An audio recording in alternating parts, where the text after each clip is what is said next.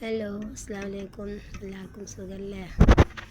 നമ്മളിപ്പോൾ ഇവിടെ ഒരു അച്ചാർ ഉണ്ടാക്കുകയാണ്, ഒരു മാങ്ങച്ചാർ.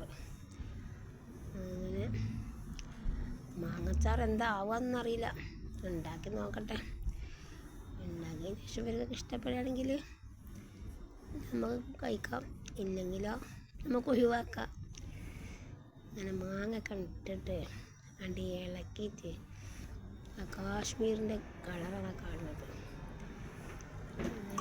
കായപ്പൊടിയൊക്കെ ഇട്ട് കൊടുത്ത് വലിയ പാത്രത്തിന് ശേഷം പുളിയാണ് തരുന്നത് ഒഴിച്ചെടുത്ത് അടിപൊളി. വലിയ പാത്രം ഉണ്ട് ഇവിടെ, നമ്മുടെ നാട്ടിലൊക്കെ സ്റ്റീൽ പാത്രമാണ്, ഇവിടെ വലിയ പാത്രമാണ്. സുറുക്കൊക്കെ കണ്ട് ഒഴിച്ച് കൊടുത്തതിന് ശേഷം നന്നാക്കി ഇളക്കിയ രസം പഞ്ചസാര ഇട്ട് കൊടുക്കും. പിന്നെ അങ്ങനെ പുളിയില്ലാത്ത നല്ല അടിപൊളി മാങ്ങച്ചാറായത് ഉണ്ടാക്കി കഴിഞ്ഞപ്പോഴാണ് ഇതിന് ടേസ്റ്റ് ഇടുന്നത്. അടിപൊളി അച്ചാർ. ഇഷ്ടപ്പെട്ടാൽ കമൻറ്റും സബ്സ്ക്രൈബൊക്കെ ചെയ്യാൻ